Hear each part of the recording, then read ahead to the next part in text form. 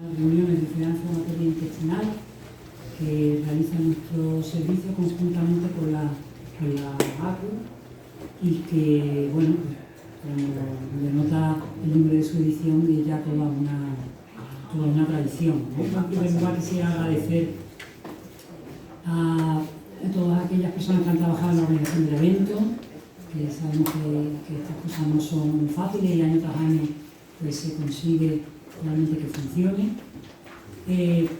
Agradecer, por supuesto, a los ponentes que han hecho un esfuerzo para sistematizar sus ideas e intentar transmitirlas hoy aquí a todos nosotros.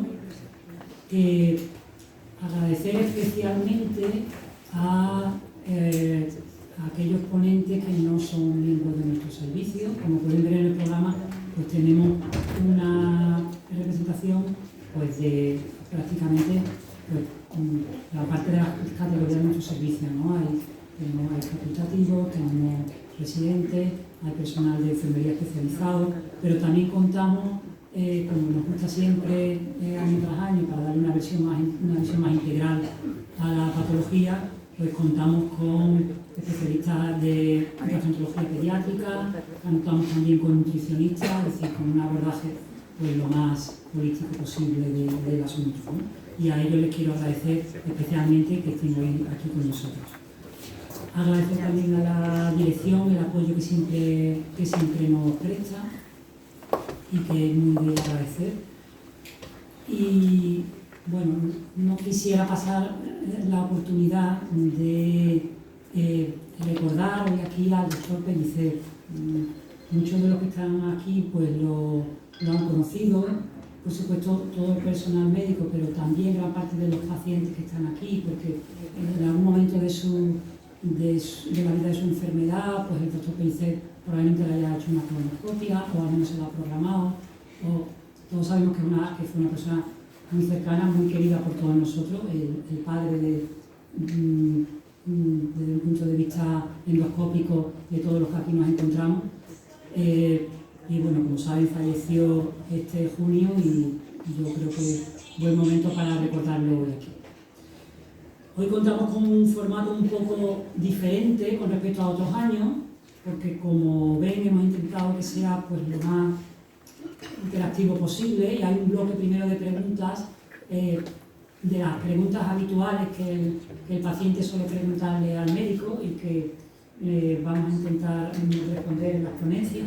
Y luego otro bloque que intenta hacer lo contrario, es decir, las preguntas que nosotros realmente vemos pertinentes hacerle a los pacientes sobre algunos aspectos de la atención, ¿no? Porque entendemos que esta jornada precisamente nos brindan esa oportunidad. Hacemos una jornada que hacemos de la mano con la ACU, si no tendría ningún sentido, y yo creo que contar con la opinión, con el punto de vista del paciente es fundamental. No me enrollo más, quisiera darle la palabra en primer lugar, como representante de la dirección del hospital, al doctor Luis Carlos García Gómez, que es subdirector asistencial del hospital y con quien ya le dejo. Muchas gracias.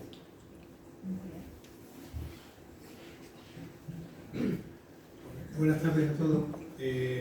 Como bien dice Ángel, pues, bueno, yo encantado de estar aquí para, digamos, representar a la dirección del hospital y apoyar a la unidad de gestión clínica del directivo de nuestro centro y sobre todo también a la unidad funcional de enfermedad inflamatoria por estas jornadas que, como bien dice Ángel, pues llevan implantadas desde hace muchísimo tiempo, la 24 edición, y que, bueno, que cuando me propusieron, digamos, que diera unas palabras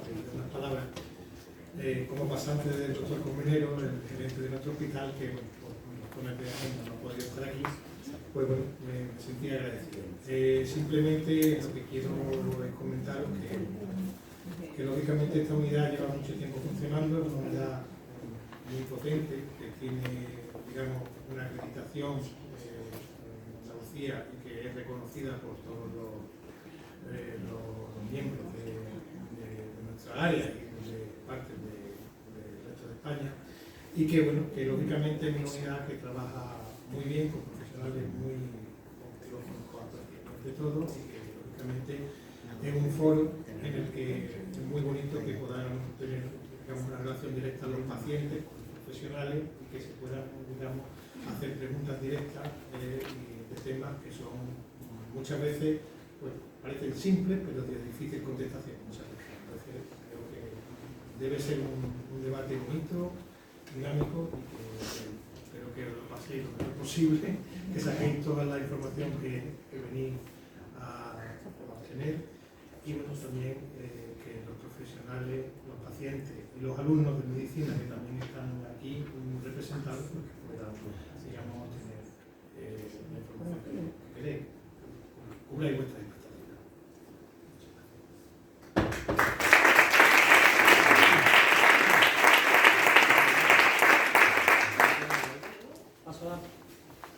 Paso la palabra a continuación a don José Luis Rodríguez de los Ríos, presidente de la COE Sevilla. Muchas gracias, buenas tardes a todos y bienvenidos. Bueno, hoy, después de un año que llevamos recorrido desde la última vez que estuvimos aquí, estamos ya en la jornada 24, o sea, las 24 jornadas sobre este tema.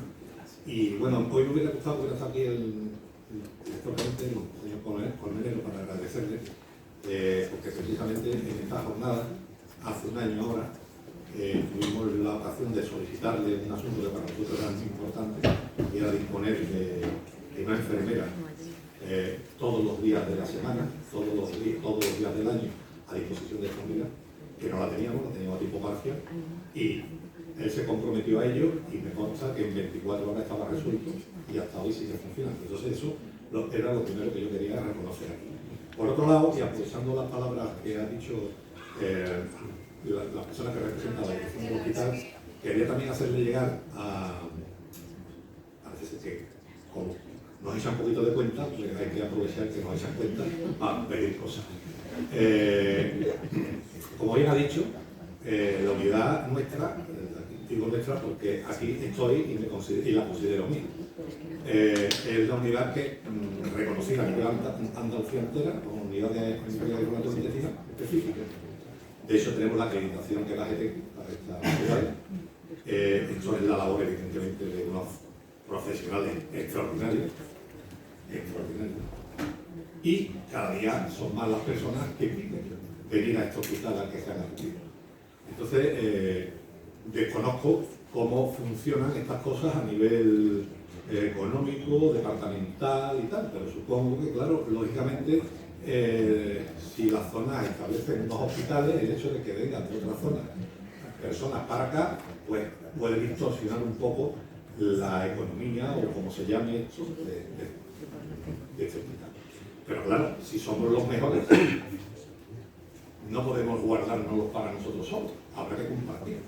De hecho, a nosotros en la asociación pues nos viene gente con muchísimos problemas de otras unidades y queriéndose venir a esta unidad, porque claro, las personas que están hoy aquí escuchándonos están viendo cómo funcionamos, cómo trabajamos, y se van de aquí, si no son de este hospital, pues con un poquito de recelo, porque dicen que esto yo no lo tengo allí, ¿no? En mi hospital no tenemos enfermera, en mi hospital no funciona esto de esta manera, y piden venir aquí. Eso se ha conseguido, se ha logrado, porque se ha trabajado, porque se ha luchado por ello. Lo que no podemos ahora es decirle a estos señores que porque tienen un código postal distinto uno de otro, tengan una sanidad en este sentido, la que corresponda a la enfermedad reumatoide intestinal, diferente. Para eso creo que se llama ser referente, ¿no? Bueno, pues creo que habría que solicitar este modelo de ser referente en esta unidad, porque creo que lo valemos. Lo único que sería que nos lo reconocieran. El trabajo ya está hecho, estamos funcionando. La gente nos demanda, la gente quiere estar con nosotros. Bueno, pues si hay que hacer un trámite administrativo para conseguir darle la vuelta a esto, pues esta es mi petición de este año, que si tengo suerte y funciona igual no funcionó la del año pasado, pues entonces estamos aquí formando una fiesta.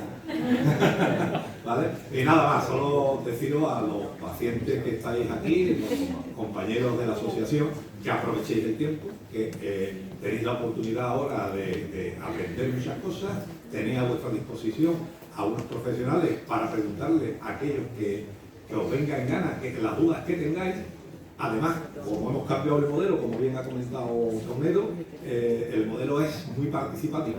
Pretendemos que sea así, que sea abierto, y bueno, contamos con que todos vayan a estar interesados y que vayan a mover este un poquito. Y nada más.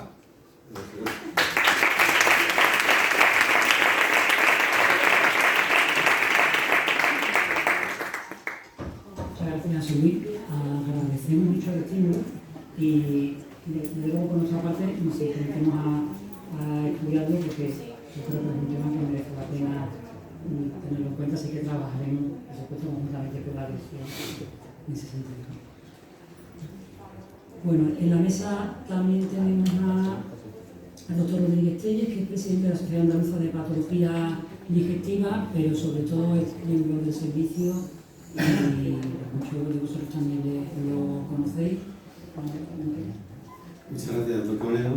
Bueno, yo vengo en representación de la Sociedad Andaluza de Patología Digestiva, pero aquí están alumnos de parte de medicina, está toda la unidad de enfermedad inflamatoria intestinal, enfermería, ganadería, está mi jefe de servicio, estoy más bien en representación institucional de la Sociedad Andaluza, pero estoy en casa. Puedo decir, porque todo el mundo tiene que tirar un poco y decir algo de su libro, ¿no? La Sociedad Andaluza de Patología Digestiva es la sociedad que más especialistas tiene de forma regional a nivel español, o sea, la sociedad más numerosa, somos casi 700 miembros, apuesta por la enfermedad inflamatoria, de hecho es uno de los 5 pilares que hay en la Sociedad Andaluza de Patología Digestiva, formado como grupo de trabajo, es la enfermedad inflamatoria intestinal, de la cual el cofundador inicial fue Federico Argüelles, que además, como sabéis, es uno de los impulsores de la inflamatoria, y yo hoy, precisamente, en la 24 reunión, después de 54 años de historia que tiene nuestra sociedad, porque ya casi nos acercamos a que la mitad de la historia de la Sociedad de Patología Digestiva va a haber una reunión del Hospital Macarena, y eso pues tenemos que nombrar al profesor Herrería, que fue el que inculcó esta reunión, y igual que haciendo mención a nuestros predecesores, como el doctor Pellicer, pues hay que hacerle un homenaje, ¿no? Aparte, quería decir unos datos económicos simples, ¿no? Tan simple como que la Sociedad de Patología Digestiva invierte casi 150.000 euros al año en becas, de las cuales una proporción importante pues son en enfermedad inflamatoria intestinal. Y se celebra un máster que está dirigido por el profesor Argüelles, en el que está incluido en esa cantidad, y la verdad que estamos muy orgullosos de tener algo que empezó en una cátedra en Granada y que ahora pues se ha recogido aquí por Federico, ¿no?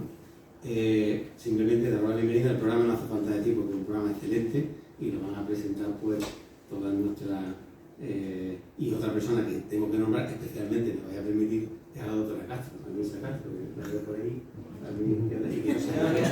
y que vamos, Luisa es como el alma, como nuestra madre de la inflamatoria, y que la queremos mucho. Muchas gracias.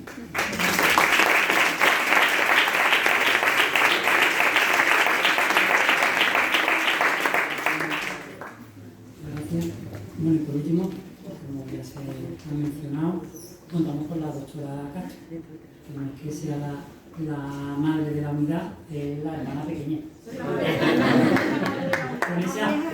Con ese aspecto solo puede ser la hermana pequeña. Bueno, no hace falta que presente a la doctora Castro, porque aquí pues 10 de cada 10 la conocéis, así que directamente le paso el rato.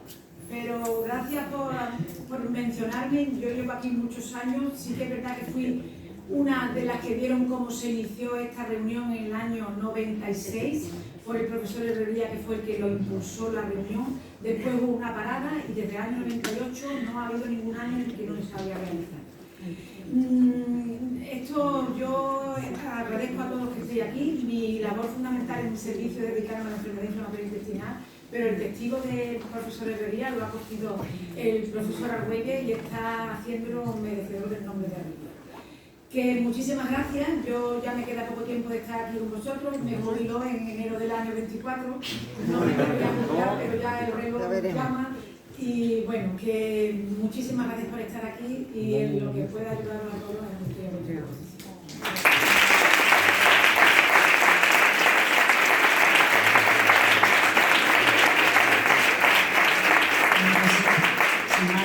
pasamos ya a la primera mesa, que va inflamatoria intestinal a su médico. Vamos a empezar con la doctora Valdés, que va a intentar contestarnos a la siguiente cuestión. Tengo una enfermedad de Crohn con afectación ileal y de ciego. Estoy bien ahora tomando Imurel. ¿Qué pronóstico tengo? ¿Dónde queda la doctora Valdés?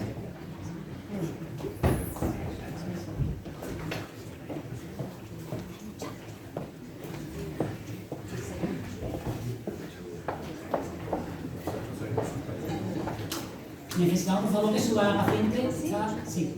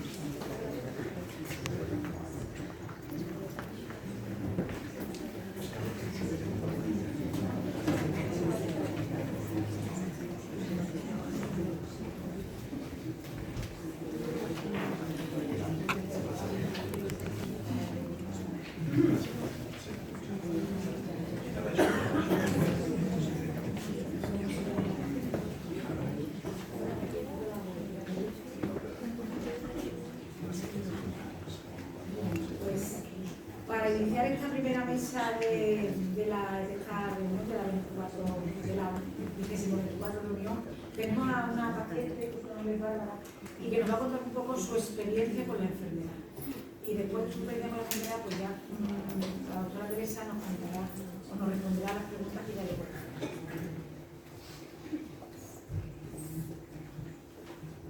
Buenas tardes a todas. Mi diagnóstico de la enfermedad desde hace relativamente poco tiempo. En el año 2020, de año, tuve un ingreso por un dolor abdominal y no supieron decirme qué tenía. Simplemente estuve una semana en el hospital, me dieron el acta y continuaba con dolor abdominal. ¿Se escucha bien? Sí. Continuaba con dolor abdominal. Y por fin a Ari se le ocurrió la bombilla de derivarme a un digestivo y la doctora Elena me de Huelva, que lo estaba con me solicitó varias pruebas y confirmó el diagnóstico de la enfermedad de Crohn en 2020, en septiembre de 2020. Y bueno, actualmente lo estoy tomando Imurel, pero me han dicho que existe una probabilidad alta de que lo tome y me gustaría saber cómo se... Bueno, pues eso, la primera situación clínica en la que nos ha planteado la paciente, ¿cuál es? Bárbara. Eso, que tiene una enfermedad de Crohn con afectación de ilio y ahora está tomando el Imurel, la acetioprina, y eso, pregunta un poquito qué pronóstico tiene. Bueno, antes de nada, dar 3 o 4 pinceladas de conceptos generales de la enfermedad inflamatoria intestinal. La causa de esta enfermedad, por desgracia, es desconocida, en la que interfieren numerosos factores. Se presupone que se da en sujetos que están genéticamente predispuestos, en la que inciden muchos factores como son la microbiota intestinal, la respuesta inmunitaria y factores ambientales. Como digo, no hay una sola causa que desarrolle esta enfermedad. Esto es un aspecto muy importante que nos preguntáis mucho en la consulta, que los pacientes no son culpables del desarrollo de esta enfermedad, que no es por algo que se haga o se deje de hacer, por el que sale la enfermedad inflamatoria. Y una cosa muy importante es que son enfermedades crónicas. ¿Esto qué quiere decir? Que no tienen un tratamiento que las cure, que por el momento no hay cura. Como todos sabemos, hay 2 tipos, la colitis ulcerosa y la enfermedad de Crohn. A grosso modo, la colitis ulcerosa es una enfermedad mucho más benevolente que la enfermedad de Crohn, porque es una enfermedad que no tiene una afectación transmural. ¿Qué quiere decir eso? Que solo afecta de forma superficial a la mucosa del colon y con ello tiene muchas menos complicaciones que la enfermedad de Crohn. De hecho, el 50% de los pacientes con colitis ulcerosa se van a mantener en remisión sin tratamiento. Sin embargo, la enfermedad de Crohn es una enfermedad mucho más agresiva, tiene una afectación transmural, que quiere decir eso, que atraviesa el colon. Con ello tiene más complicaciones como estenosis, fístulas y abscesos. Y si no podemos en tratamiento, sí que por norma se va a complicar. Otra cosa muy importante es que existen diferentes tipos de enfermedad de Crohn. Ya nos vamos a centrar en Bárbara, en la enfermedad de Crohn. Está la enfermedad de Crohn que afecta al ilio, que se ve regular, al intestino delgado, la enfermedad de Crohn que afecta al colon y la enfermedad de Crohn que afecta al intestino delgado y al colon, ¿vale? Obviamente esta es más grave que esta primera. Y también hay diferentes patrones. Está el patrón inflamatorio, que es el más leve, el patrón estenosante, que son las estrecheces que se forman en las tripas, y el patrón fistulizante, que es cuando comunica una tripa con otra. Un dato muy importante es que si tú te diagnosticas de una enfermedad de Crohn de tipo afectación en ilio, probablemente a lo largo de todos los años te mantengas con esa misma afectación. Pero sí es verdad que la mayoría de las veces se diagnostican con un patrón inflamatorio, el más leve, pero hasta el 90% de los pacientes evolucionan con estenosis o fístula, es decir, se complican. Por lo tanto, con esto que quiero decir, que hay que actuar cuando el patrón es leve, cuando el patrón es inflamatorio, porque aquí el tratamiento es cuando más efectivo es. Cuando ya el patrón es penetrante, estenosante, pues el tratamiento es mucho menos efectivo. Los tratamientos que tenemos disponibles, pues aquí los tenemos desde los más sencillos, que son las mesalacinas, hasta el más complejo y el que intentamos evitar, que es la cirugía. Y esta diapositiva la muestro porque hasta el 45% de los pacientes están en tratamiento con inmunosupresores, con el Immurel, como por ejemplo. ¿Qué tipo de inmunosupresores hay? Pues el Immurel, la retoprina, la mercaptopurina y el metrotrexato. Estos tratamientos son tratamientos que utilizamos nosotros de mantenimiento. ¿Qué quiere decir esto? Que lo utilizamos de largo tiempo y que no son tratamientos rápidos que se utilizan para inducir la remisión. Para el paciente que está en brote no ponemos el Immurel. Aquí no son efectivos porque tardan de 3 a 6 meses en hacer efecto. ¿Cómo actúan estos inmunosupresores? Pues actúan a nivel del sistema inmune, regulando, inhibiendo la cascada inflamatoria que se produce en esta enfermedad tan compleja. No todo tipo de pacientes toleran estos tipos de tratamiento, el Immurel. Hay un porcentaje de pacientes que presentan dolor de estómago, náuseas, vómitos e incluso reacciones alérgicas. Se han descrito hasta el 20% de reacciones secundarias con Immurel. Un pequeño porcentaje va a presentar pancreatitis o alteraciones hepáticas, pero para eso estamos nosotros. Nosotros hacemos, los médicos, unos controles con analítica para ver que esto no ocurra, y también intentando tener el calendario de las vacunas lo mejor actualizado posible. A largo plazo también hay un pequeño aumento del porcentaje de riesgo de linfoma y cáncer de piel, pero sí es cierto que el riesgo es muy bajo, sobre todo en pacientes jóvenes. Jóvenes me refiero por debajo de 65 años. Para que os hagáis una idea y comparativa con la vida real, el riesgo de tener un efecto adverso grave tipo linfoma o cáncer de piel en pacientes que toman el Immurel es menor al de fallecer en un incendio por accidente o igual al de morir ahogado en una piscina, o sea que el riesgo es muy bajo. Con esto que quiero decir, que pacientes que toman Immurel, el beneficio que van a obtener al tomar el tratamiento es mucho más superior al riesgo de tomar este tratamiento. Además, también se ve que en pacientes que lo toleran y responden muy bien, van a mantenerse en remisión sin ningún tipo de síntomas por muchos años. Y también nosotros vemos que en pacientes que están totalmente remisión durante muchos años, cuando ya cumplen esos 65 años, 60 años, valoramos incluso o antes suspender el Immurel. O sea que se puede suspender y no vas a tener un rebrote, te puedes mantener sin ningún tipo de tratamiento. Nuestro caso centrado, pues si tenemos una enfermedad de Crohn con afectación de ilio terminal, con un patrón inflamatorio, con buena respuesta al Immurel, porque Bárbara nos comenta que ahora está bien, pues lo que te tengo que decir es que vas a tener un buen pronóstico a largo plazo y probablemente te mantengas en remisión sin ningún tipo de problema por muchos años. Incluso cuando seas más mayor, si no has tenido ningún tipo de problema, vamos a poder retirarte el Limurel. Y ahora esta es otra pregunta que nos lanza, que es que a pesar de estar bien ahora, le preocupa tener un brote del Crohn, que qué hago si me pongo mal, si tengo actividad y me pongo en brote. Bueno, ¿por qué aparece un brote? Esto es igual que lo que he comentado al principio. Un brote, la mayoría de las veces por la que aparece un brote no es por culpa del paciente, como la mayoría de veces por la que se desarrolla la enfermedad no es por culpa del paciente. Pero sí es verdad que hay factores que sí están en las manos de los pacientes, factores capaces de reactivar el brote. ¿Cuáles son? El no tomar la medicación, súper importante, el abusar de los antiinflamatorios, como el ibuprofeno, el tener eventos vitales estresantes, muy estresantes que te incapacitan tu vida, o infecciones gastrointestinales como una gastroenteritis simple y sobre todo, súper importante, que lo decimos siempre en las consultas, el fumar. El fumar en la enfermedad de Crohn reactiva el brote. ¿Cómo sabes cuando estoy en un brote? Pues esto seguro que lo sabéis vosotros mejores que nosotros. Cuando sobre todo los brotes se manifiestan tanto en Crohn con la colitis con diarreas, hasta 4 deposiciones que no respetan sobre todo el sueño y con sangre.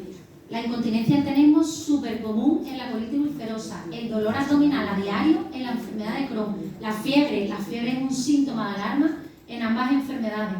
Cuando se tiene actividad perianal, pues que tenga mucho sudado por esas fístulas y muchas veces se manifiesta el brote con las manifestaciones extraintestinales, que sale un eritema nodoso en la piel, en el ojo o incluso las artralgias incapacitantes.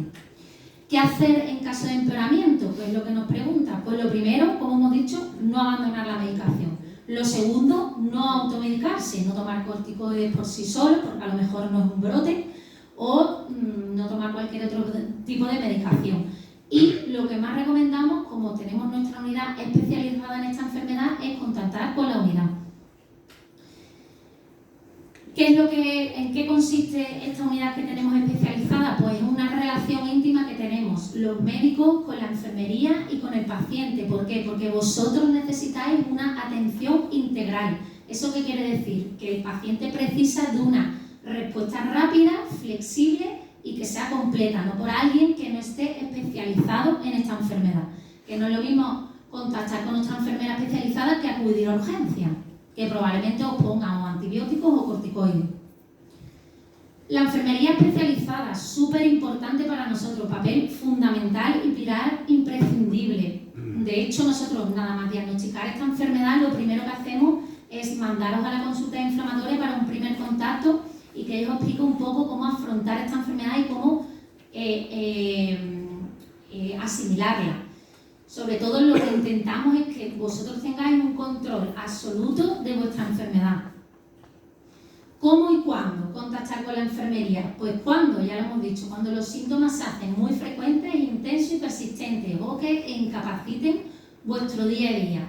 ¿Cómo? Pues aquí tenemos a Elisa, actualmente vigente, y a María Ángeles. El teléfono todos lo sabéis y para dudas, súper importante, las dudas que sean de citas, posología de los fármacos o tal, mejor por correo electrónico porque van a contestaros incluso antes. Con esto lo que favorecemos es una comunicación directa, rápida, flexible, evitamos consultas presenciales, que hay poco tiempo, todos lo sabemos, y evitar acudir a urgencias. Y ellas, por supuesto, están puerta con nosotros. Cualquier duda que no sepan resolver, nos lo van a consultar. Y por último, esta última diapositiva que es muy representativa. No os agobiéis porque, si os fijáis, la cetoprina salió en 1980. Desde entonces han salido todos estos tratamientos, sobre todo los biológicos, que son de administración intravenosa, ¿vale? Pero sí es verdad que en estos últimos años están saliendo nuevas moléculas también orales, como el Limurel, ¿vale? Y ahora mismo están saliendo nuevos ya unos que son los que probablemente puedan sustituir al Limurel, porque es de administración oral. Y ya está.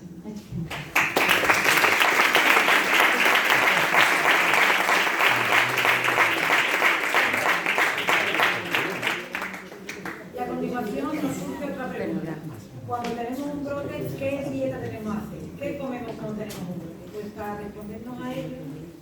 La pregunta la tengo al final, ¿no?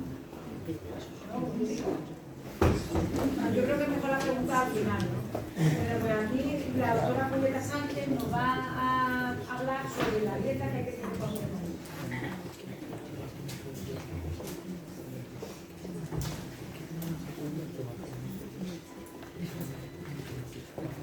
Muy buenas tardes a todos. Mi nombre es Julieta Sánchez, soy nutricionista, soy chilena, por si me escuchan un acento distinto. Estoy encantada de estar acá, agradezco mucho la invitación a Federico y a todo el equipo. Y bueno, para responder esta pregunta, quisiera dar una introducción muy pequeñita y decir que cuando hablamos de brote, hablamos, ¿cierto?, de distintas cosas. Hablamos de distintos niveles de brote, hablamos de distintas sintomatologías en brote. Por lo tanto, voy a hacer primero una cosa un poco general y luego algo particular, ¿vale? Cuando Federico me invitó a participar no sé si me escuchan bien o me pongo mi propia micro.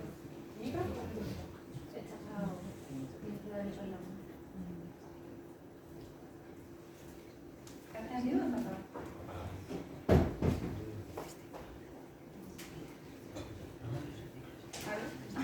¿Hola?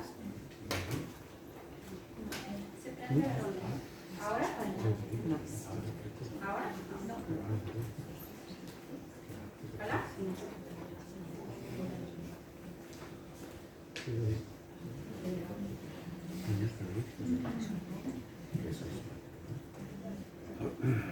¿Hola? ¿Hola? ¿Hola? Ahora sí. Hola.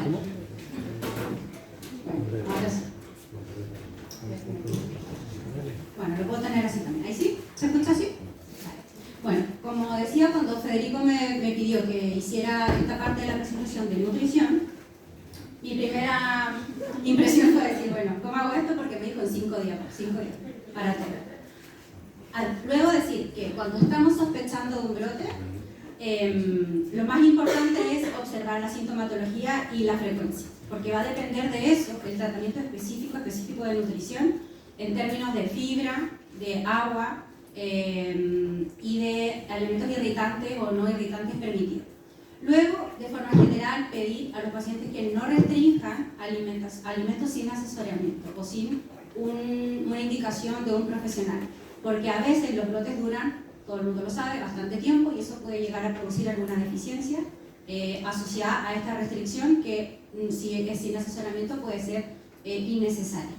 En tercer lugar y de forma general, solicitar que se mantenga la hidratación sobre los 2.500 ml al día, incluso si el paciente no tiene hambre o no tiene sed. Es muy importante tanto para la hidratación en general como para la mantención de la motilidad intestinal. Lo que recomendamos en la clínica en general es que esta hidratación puede ser de agua, del grifo normal o también en infusiones. Lo que no se cuenta en estos 2.500 ml es el agua contenida en los alimentos, la leche, los helados, los productos que no son directamente agua pura o infusiones. Por lo tanto, para considerar estos 2.500 ml deberíamos considerar ambas cosas.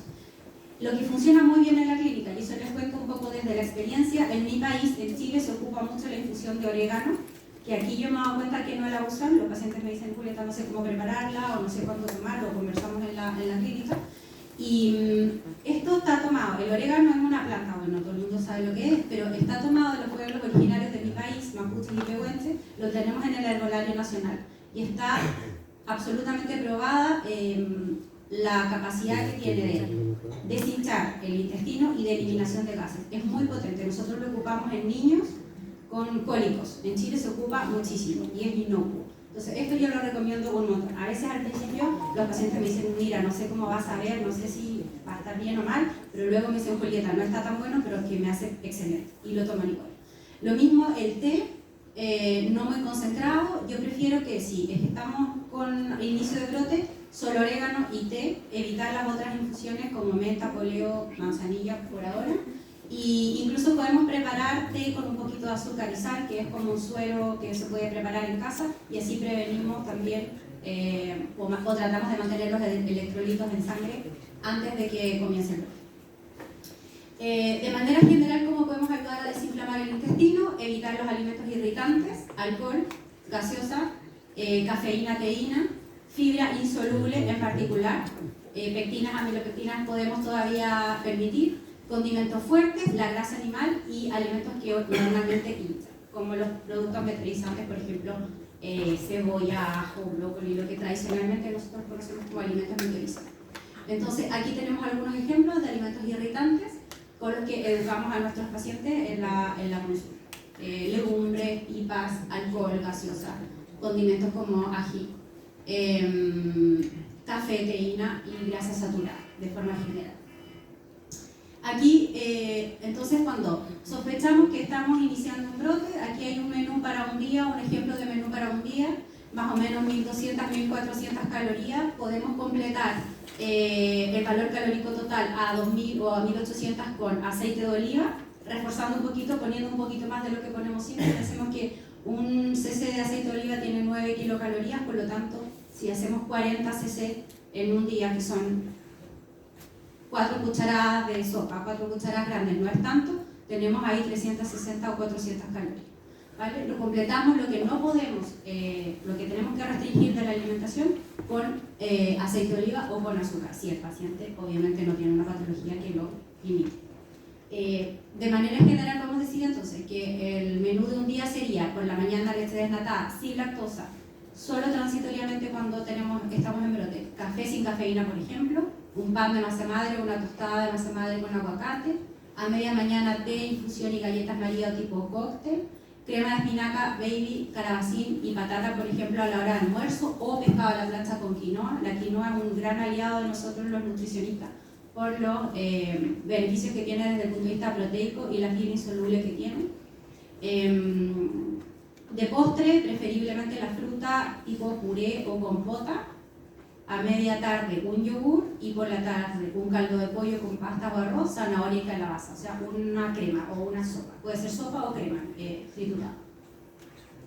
Ahora, en el brote, bueno, es lo que yo explicaba al principio, va a depender exclusivamente, no podemos decir que hay una dieta en brote específica, de forma general vamos a ir viendo por los síntomas, si hay diarrea, entonces restringimos lactosa, azúcar y fibra total y obviamente los alimentos que son irritantes.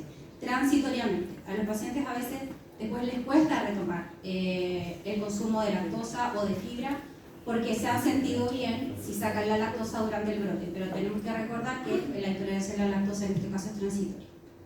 Si no tenemos diarrea, entonces restringimos solo la fibra insoluble, que principalmente está en vegetales verdes, cereales, en la piel de las verduras y de las frutas, las pipas, y preferimos frutas y verduras cocidas o hervidas.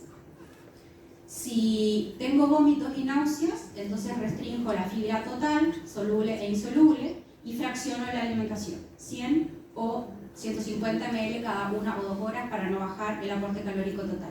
Y mantengo la hidratación. Y si no tengo vómitos y náuseas, restringo entonces solamente los alimentos irritantes.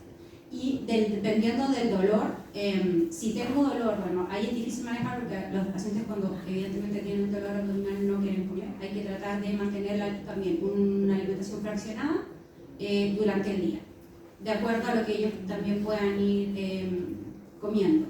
Lo que se recomienda es tratar de controlar la ingesta hasta un mínimo de 800 kilocalorías, que sería la tasa metabólica aproximada de un adulto.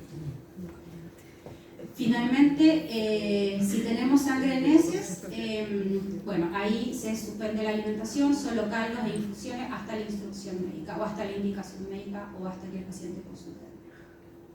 Eso. ¿Qué más podemos hacer en términos generales para cuidar el intestino? Fraccionar la alimentación durante el día en volúmenes de 200 o 300 gramos cada 3 o 4 horas, comer lentamente y con tranquilidad, masticando unas 12 a 15 veces los alimentos. Esto no es solamente mindfulness o mindful eating, sino que tiene un principio que es que en el fondo comienza la digestión con las enzimas en la boca y eso favorece la digestión posterior a nivel del estómago. Evitar beber agua o comer cerca de la hora de dormir, por lo que pueda ocurrir durante la noche, ¿no? Gastritis o movimientos peristálticos que puedan interferir con las horas de sueño. Si tengo dudas, ¿qué hago? Lo mismo que señaló la compañera Teresa anteriormente, consultar al equipo. Es preferible consultar antes de tomar decisiones por sí solo que puedan afectar el curso del brote o el curso de la enfermedad en general. Muchas gracias.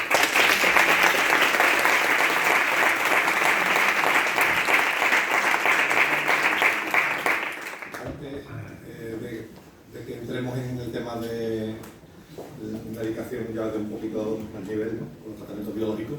Y aquí hemos tocado dos temas muy importantes, que son el tema de los brotes. Lo hemos visto desde dos aspectos, desde el aspecto médico, digamos, y desde el aspecto nutricional. Y esto es un tema que le preocupa normalmente, vamos, la gente que llega a la asociación, es un tema que le preocupa muchísimo, sobre todo los nuevos pacientes, los pacientes que están recién diagnosticados.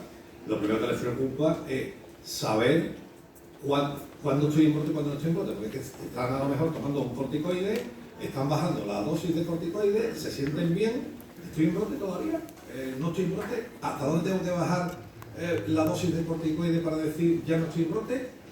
Eso es un tema que le preocupa muchísimo a la gente, o sea, el tema del brote es muy complicado.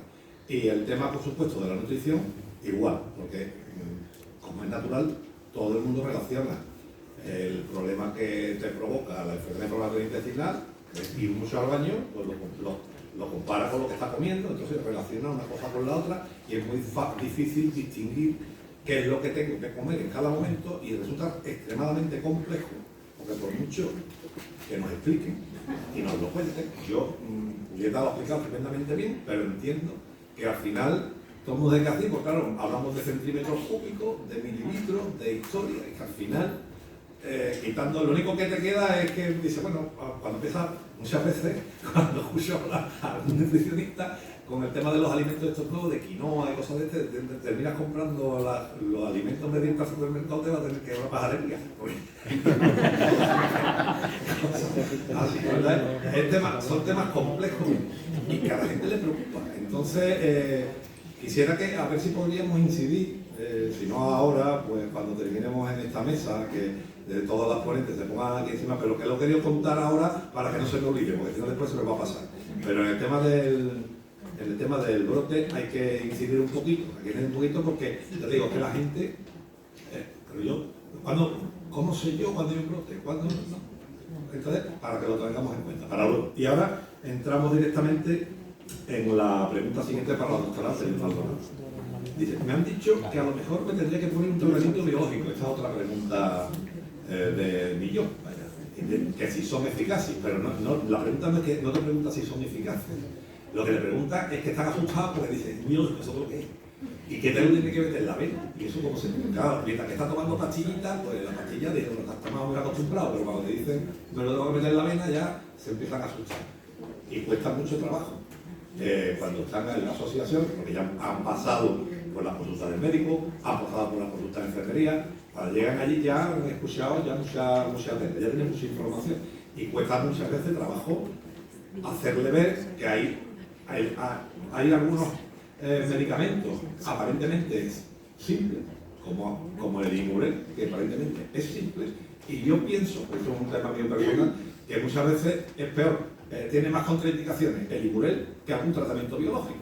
Y eso también, ahora que te toca, pues también habría que tocarlo, si te parece. ¿Vale? ¿Tú querías decir algo más? No. Directamente. Bueno, muchísimas gracias y encantada de estar nuevamente este año aquí con vosotros. Eso, pues ya nos ha hecho resolver la pregunta. Bueno, comentaros, ya puesto esta diapositiva Teresa, los tratamientos hasta el año 2000, bueno, pues han ido encaminados sobre todo a controlar la sintomatología. Hemos ido utilizando pues, lo que buenamente se podía y se tenía, que eran principalmente los corticoides. Después se empezó a utilizar la azatioprina para el mantenimiento de la enfermedad, hasta que aparecen los tratamientos biológicos. El tratamiento tiene que ir evolucionando en función de los objetivos que nos planteemos. Hoy en día no nos quedamos conformes con mejorar los síntomas, mejorar la clínica del paciente, sino que intentamos controlar esa clínica que se encuentre en remisión e intentar también curar la mucosa a nivel del intestino y, por supuesto, también mejorar la calidad de vida de nuestros pacientes. Y por ello, la evolución del tratamiento tiene que ir en paralelo a los objetivos que nos planteamos. ¿Qué es la terapia biológica? Bueno, pues ya lo ha ido diciendo José Luis, no es un tratamiento simple, son moléculas complejas que derivan de fuentes vivas, ya sean de seres humanos, animales o de microorganismos, y van a actuar de forma mucho más específica que los fármacos convencionales. En la enfermedad inflamatoria intestinal, estos fármacos lo que van a bloquear son unas sustancias que están alteradas y que están encargadas de la respuesta inflamatoria. El primero que se desarrolló, que bueno, todos sabéis de él, fue el infliximab, que fue el primer biológico en la enfermedad inflamatoria intestinal que obtuvo la indicación en la enfermedad de Crohn y también posteriormente en la colitis ulcerosa. Fue el primero que se comercializó por la Agencia Europea del Medicamento y la española, y bueno, el original se llamaba Remical. Este fue el primer estudio controlado que se realizó para objetivar su eficacia, que es lo que se cuestiona aquí en la pregunta, si son eficaces, y se vio que sí, que eran eficaces. Aquí era solo el primer estudio a las 12 semanas. Y bueno, y luego fueron apareciendo otra serie de anti-TNF, que son los que bloquean eso, el factor de necrosis tumoral alfa, que es el anticuerpo específico que bloquea esta molécula disparada en la enfermedad inflamatoria intestinal. El Remicade fue el original, posteriormente salieron los biosimilares, como el que utilizamos aquí en nuestro centro, es el Rencima. Bueno, pues se utiliza tanto en adultos como en pediátricos, también en enfermedad de Crohn y en colitis ulcerosa. Hasta la época de la era de la pandemia se utilizaba de forma intravenosa. Posteriormente, con la pandemia empezamos a utilizarlo de forma subcutánea para que no tuvierais que venir los pacientes al hospital de día y hacer lo menos posible la visita a los centros hospitalarios, y actualmente se está utilizando también de forma subcutánea. Es seguro en el embarazo, y bueno, los principales efectos secundarios que pueden aparecer, como son las reacciones, activación de enfermedades infecciosas que estén latentes, que para eso hacemos el cribado previo a la utilización de todos estos fármacos. Se hablaba de que podían aparecer tumores malignos, aunque la evidencia de los estudios con las cortes a nivel nacional no ven que exista un aumento de riesgo de las neoplasias con la utilización de estos fármacos.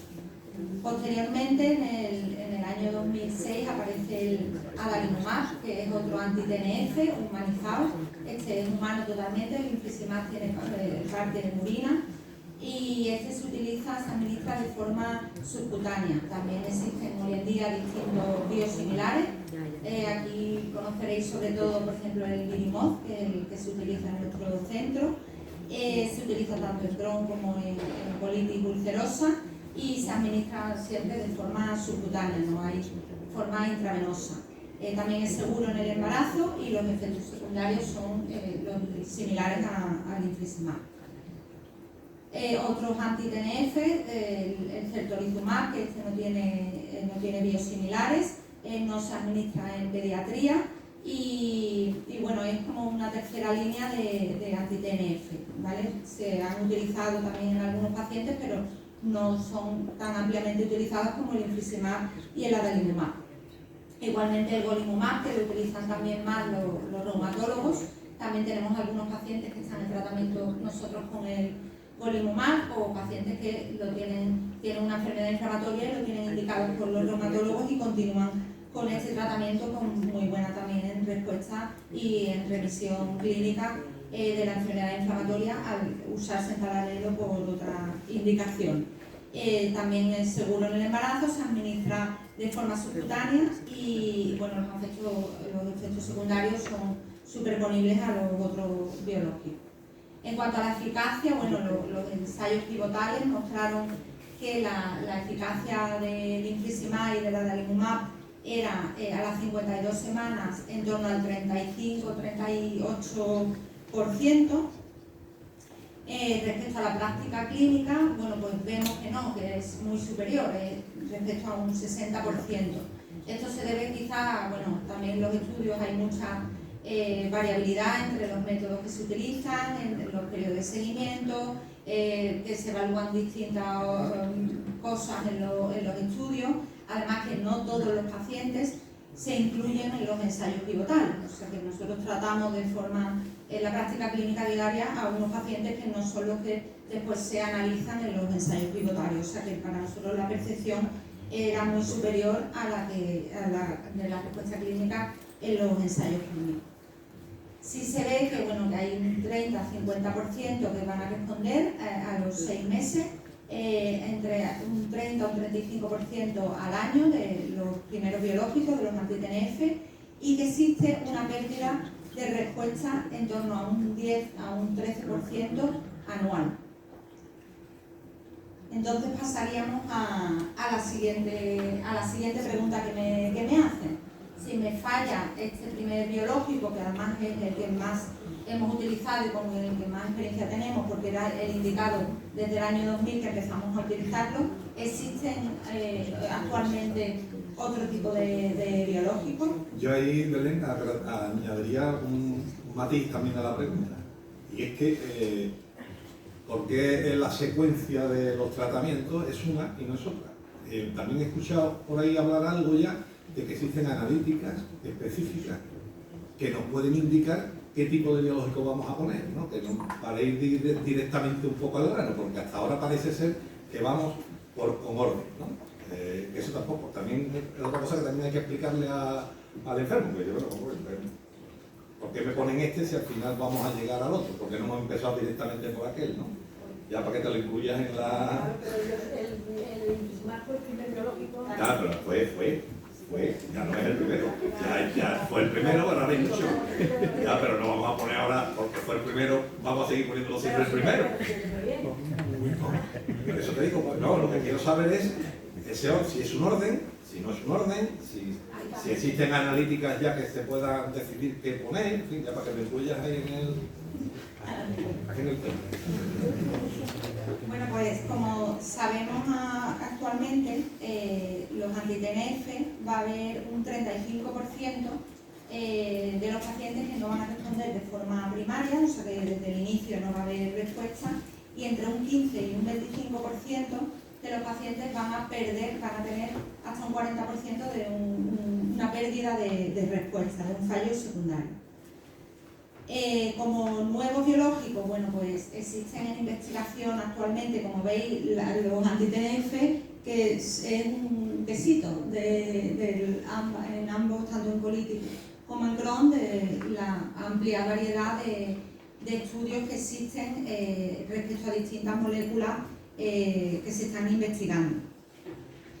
Nosotros, como dice la doctora Castro, bueno, después de 20 años, más de 20 años de uso, tenemos una buena experiencia y hemos visto que los pacientes han ido muy bien con un buen perfil de seguridad con los anti-TNF en nuestra práctica clínica real. Llevamos utilizándolo muchos años.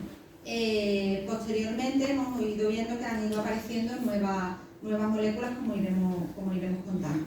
Pero bueno, deciros que sí, que los anti-TNF fueron una gran revolución en la enfermedad inflamatoria intestinal y lo siguen siendo. Se siguen utilizando en el brote grave de una colitis ulcerosa que te ingresa, es el que hay que utilizar hoy por hoy, que es el que tenemos evidencia disponible y que hay muy buenas tasas de respuesta y de curación y que van muy bien. Aparecieron las antiintegrinas, el vedolizumab, que es el Entyvio, ¿vale? Que es también muy seguro. Hasta este año se administraba solo de forma intravenosa, como el infliximab, pero desde enero podemos utilizarlo también en administración subcutánea, que eso también pues, nos facilita la hora de dispensación para los pacientes. Sí que hay que realizar una primera inducción intravenosa y posteriormente continuaríamos con la administración subcutánea. Las antiinterleuquinas, que es el Estelara, el ustekinumab, ¿vale? Que es frente a la interleuquina 12 y 23, que bueno, fue aprobado en el 17 para la enfermedad de Crohn y posteriormente fue aprobado para la colitis ulcerosa. Se administra, la inducción es intravenosa y posteriormente se administra de forma subcutánea cada 8 o cada 12 semanas. También tenemos un porcentaje de pacientes que en el mantenimiento se continúa con las dosis intravenosas, ¿vale? Según vamos vigilando nosotros con los niveles de los fármacos. Los datos aún no están bien establecidos en cuanto a los embarazos, sí tenemos más datos con los anti-TNF, pero con las nuevas moléculas tenemos menos estudios. Y bueno, tienen muy buen perfil también de seguridad. Otros que nosotros aquí tenemos ensayos clínicos de pacientes con el risankizumab, que también sería una anti-interleuquina, que está en breve de probablemente ya salir para poder utilizarlos en la enfermedad de Crohn. Y luego el braciguizumab, que podría ponerle el nombre más fácil, también para la enfermedad de Crohn, y también es una anti-IL-23. Así veis que bueno, hasta el 98 estaba solo el infliximab, posteriormente en el 2006 apareció la adalimumab, el vedolizumab en el 2015, en el 17 el ustekinumab, y bueno, no nos quedamos ahí, existen nuevas terapias que siguen y que ya están aquí.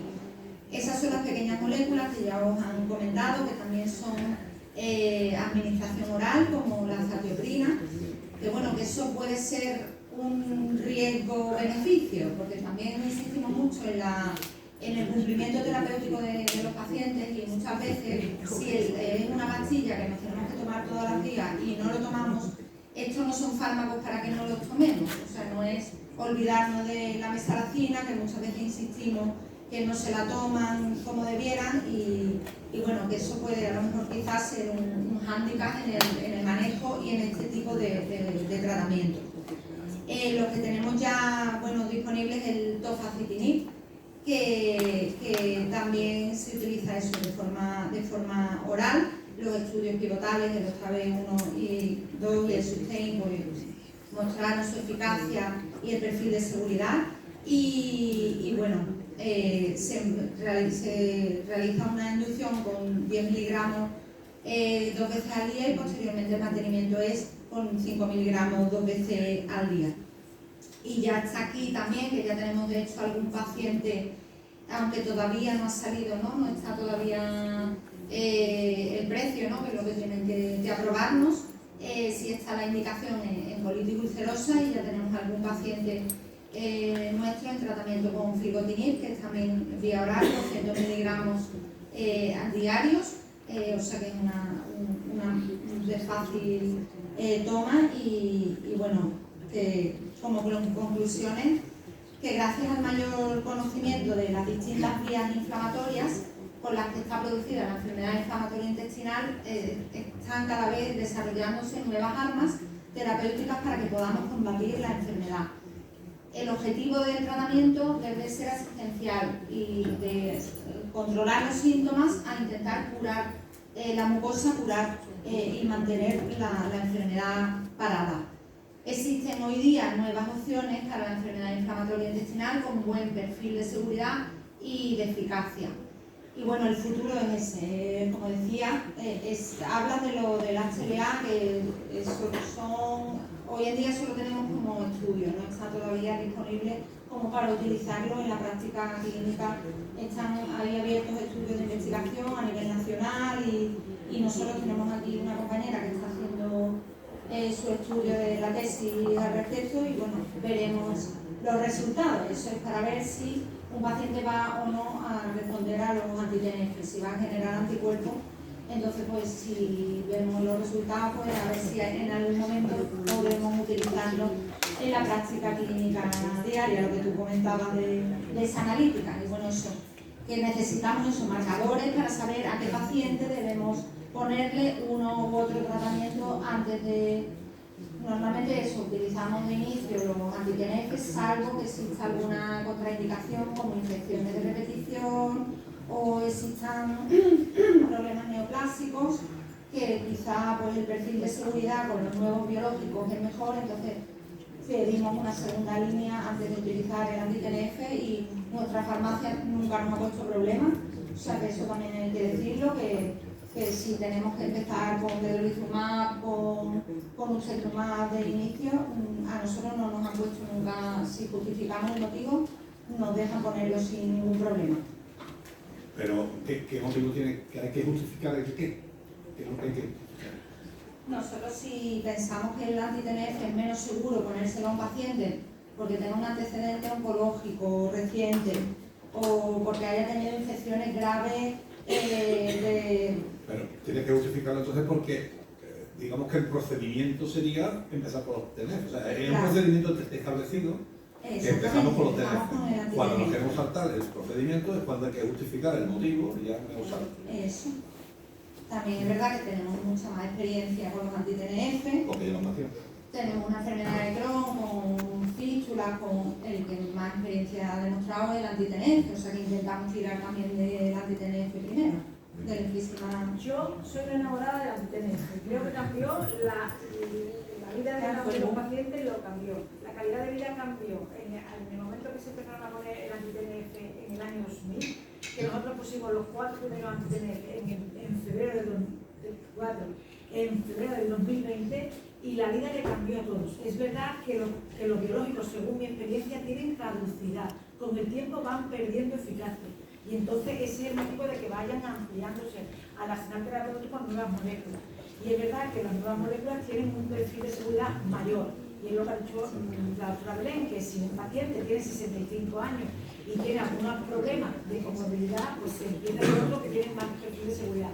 Pero que el infliximab es un fármaco que ha demostrado ser eficaz y en la colitis ulcerosa grave es buenísimo, eso está ahí, eso no se le puede quitar de la absolutamente. Luego, también es importante comparar fármacos, eso es algo que también es importante comparar fármacos, porque eso respondería un poco a una de tus preguntas, ¿por qué empezar con un fármaco o no empezar con otro?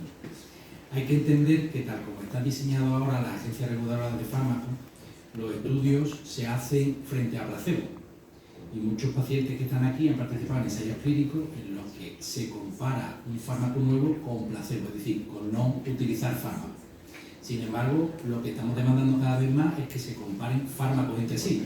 Es decir, sale un nuevo fármaco biológico y en vez de compararlo frente a placebo, que se compare, por ejemplo, frente a infliximab. Si el ensayo clínico resulta que es más favorable el nuevo fármaco biológico, pues entonces ese fármaco biológico se debería poner antes que el infliximab.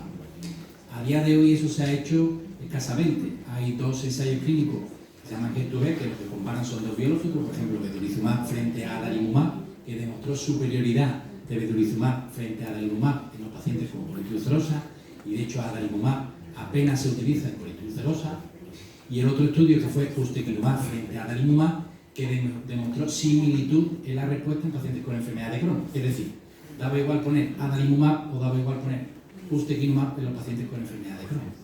Luego, esa respuesta que nosotros vamos buscando de qué fármaco poner en primer lugar, con esos 2 ensayos clínicos no se ha podido responder.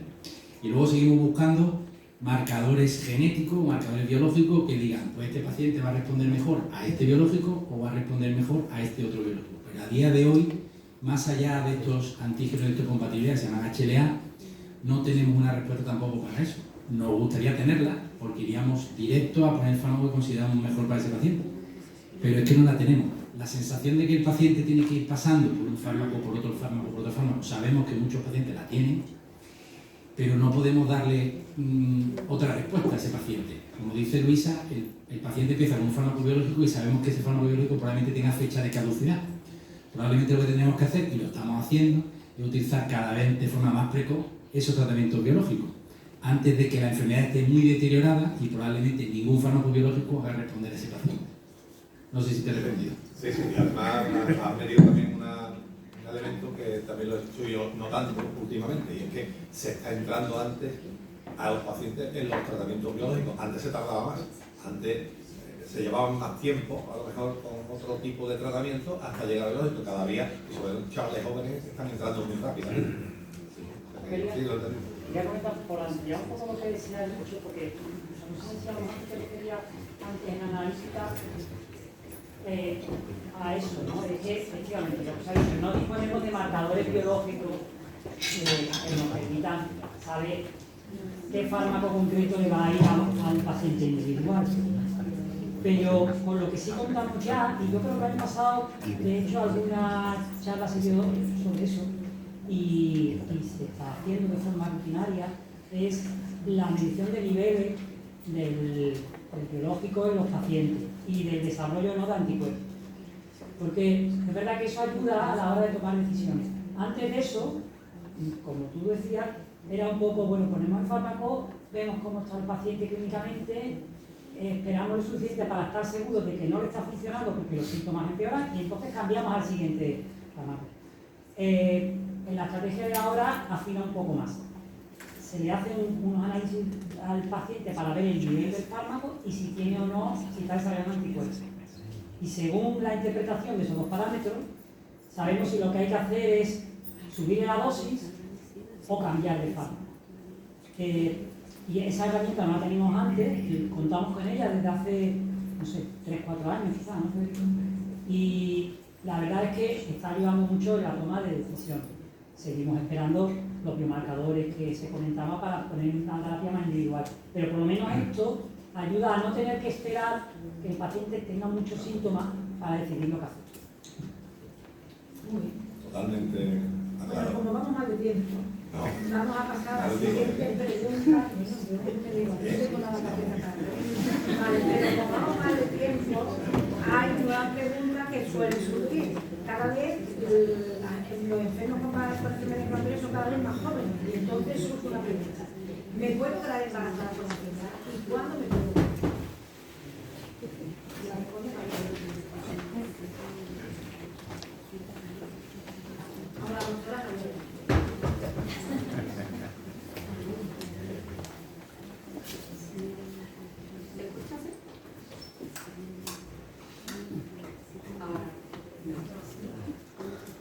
Ahora sí.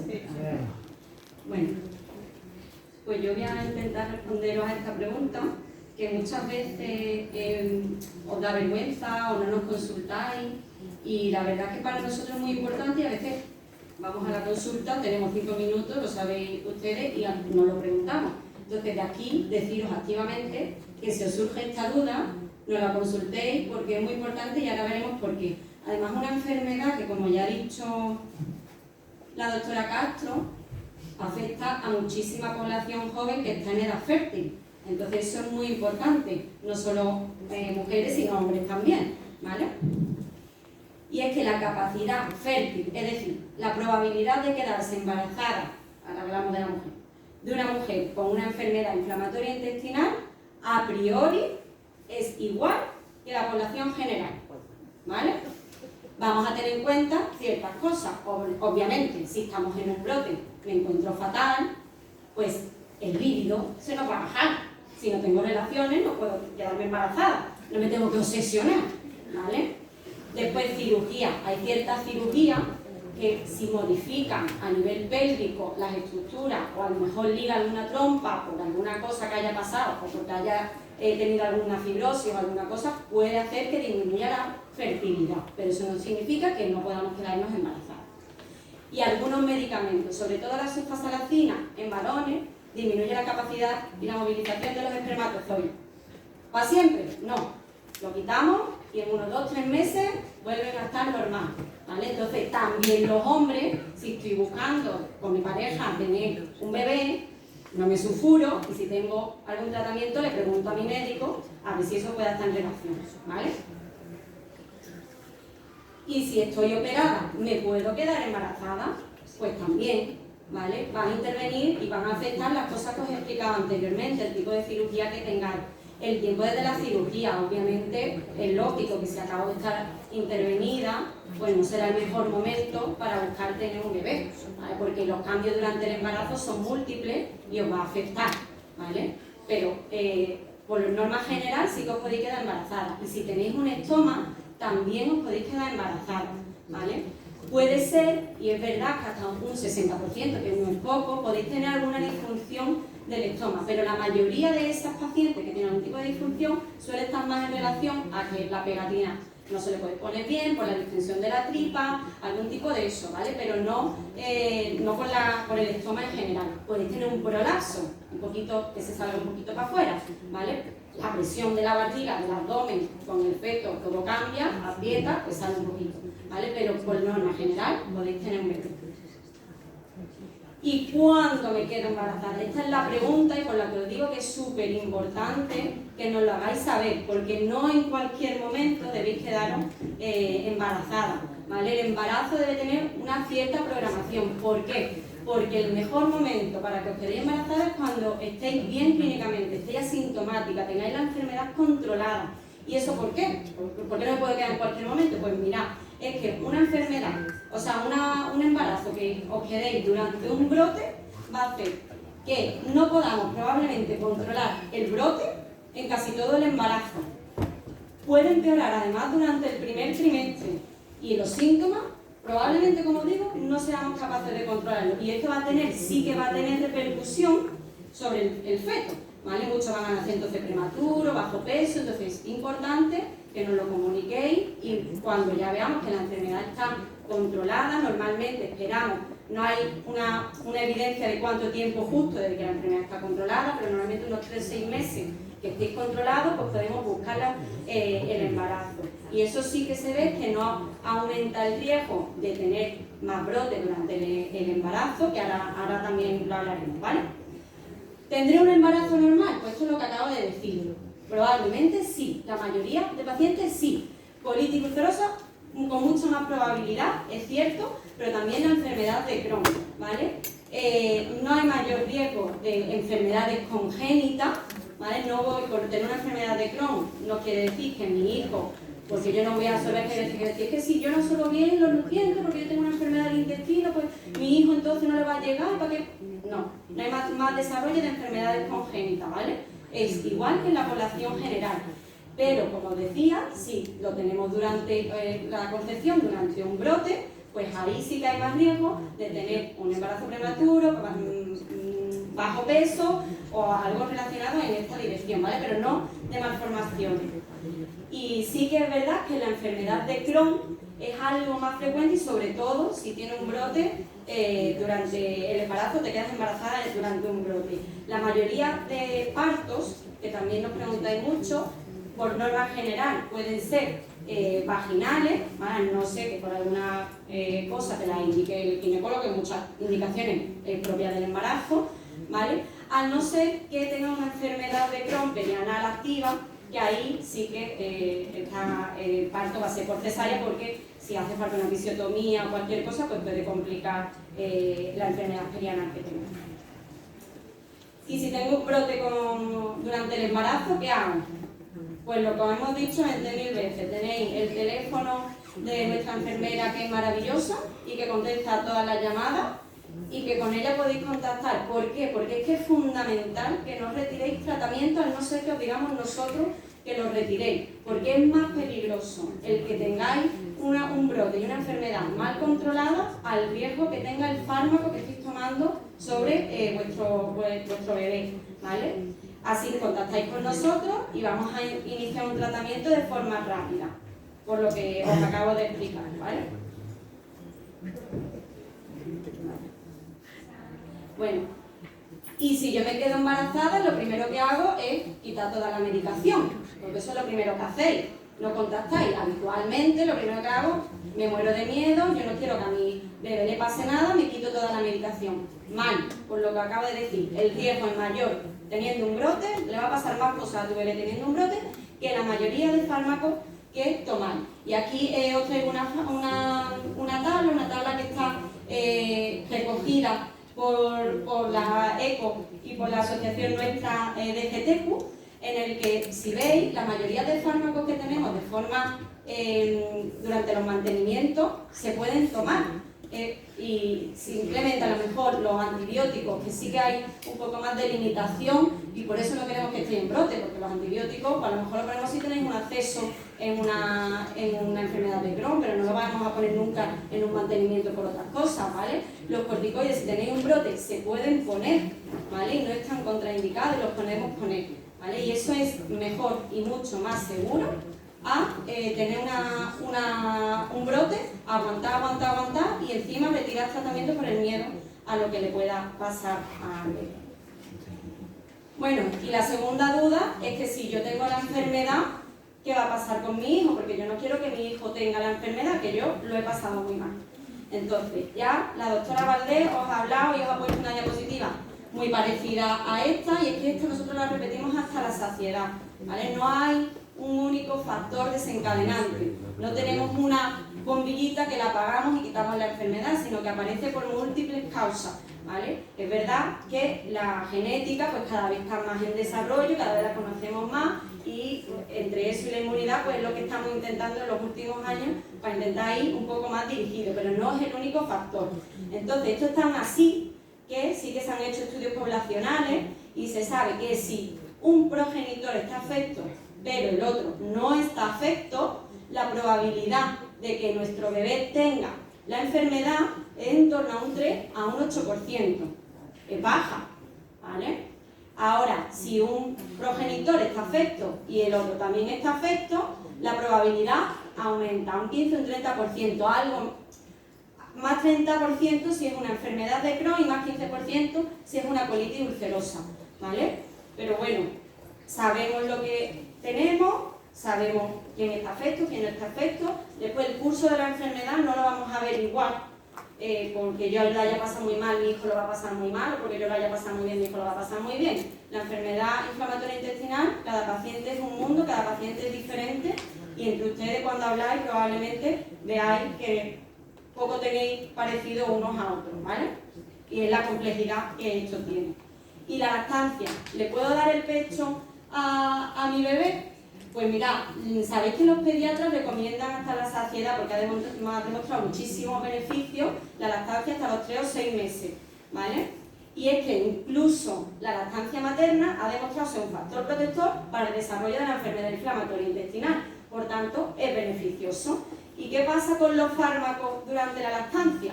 Pues mira, la mayoría son seguros, ¿vale? Sí que es cierto que faltan datos, sobre todo con los últimos y los nuevos biológicos que nos ha hablado también la doctora Maldonado, pero lo que se recomienda en muchas ocasiones es, si le quieres dar, hacer alguna complementaria o esperar un poco desde la toma hasta que se pone el fármaco. De todas formas, por aquí hay una pediatra, que no la veo, aquí ella puede dar un poco más de recomendaciones, que son los que ven a los bebés. Por tanto, concepto a llevar a casa. La mayoría de mujeres con enfermedad inflamatoria intestinal van a tener un embarazo y un parto normal. El embarazo, acordaros, programado en cierta forma, comentarlo con vuestro digestivo y comentarlo con el ginecólogo, ¿vale? Porque así va a ser más seguro. No modifiquéis bajo ningún concepto la medicación por vuestra cuenta y riesgo, porque va a tener más perjuicio eso que el riesgo de mantener la propia medicación, ¿vale? Y que la mayoría de fármacos, como digo, el último punto, que son seguros tanto en embarazo como en la lactancia.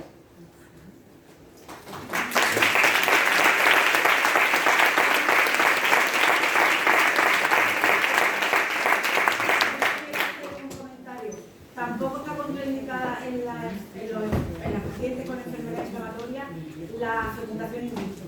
Y si cualquier paciente tiene algún problema para quedarse embarazada, cuanto antes haga la fecundación in vitro, menos problemas va a tener y más fácil se va a quedar embarazada.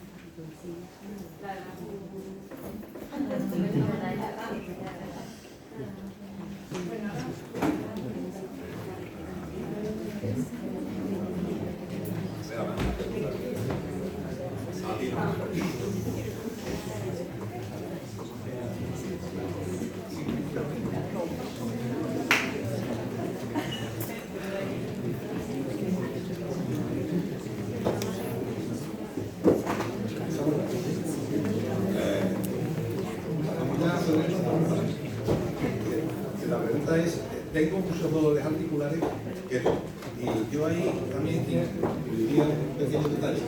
Los dolores articulares a lo largo del tiempo que llevas con la enfermedad son como el guadiana, pueden aparecer y desaparecer, o bueno, yo digo por mi caso particular, que yo al principio de la enfermedad, una temporada que tenía muchos dolores, eran artralgias, me decían que cambiaban de un sitio a otro, sin embargo de un tiempo a esta parte, eso parece que ha desaparecido, independientemente de la medicación, porque he cambiado de medicación y no tampoco sé. Bueno, lo primero, daros la bienvenida a todos. Muchas gracias por estar aquí. ¿Se oye? ¿Se oye ahora? Sí, se oye mejor. ¿Quién de vosotros tiene dolores articulares? Dolores articulares que no tengan enfermedad inflamatoria.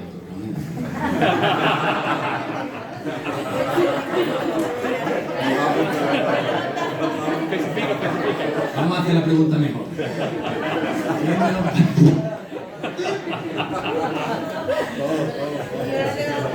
¿Quién de los pacientes con enfermedad inflamatoria tiene dolores articulares? ¿Y a quién le molesta más los dolores articulares que su propia enfermedad inflamatoria intestinal?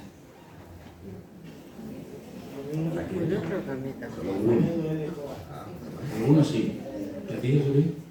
No, ya he comentado que precisamente yo al principio sí tenía dolores articulares, pero con el paso de los años desaparecieron.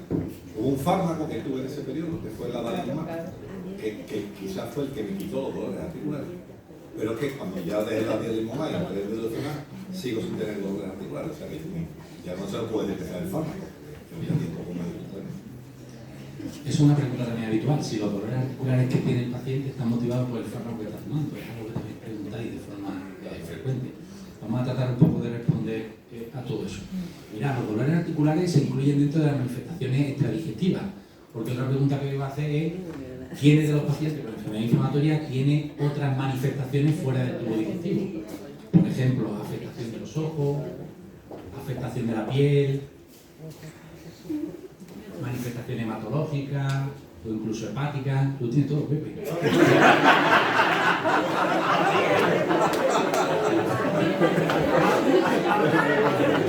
Dejadlo para los demás. Y es que fijaros, la verdad es que tiene guasa, porque ya de por sí estamos hablando de una enfermedad compleja, todavía se hace más compleja cuando encima tiene manifestaciones fuera del tubo digestivo. Y es que no olvidemos que es una enfermedad inmunomediada.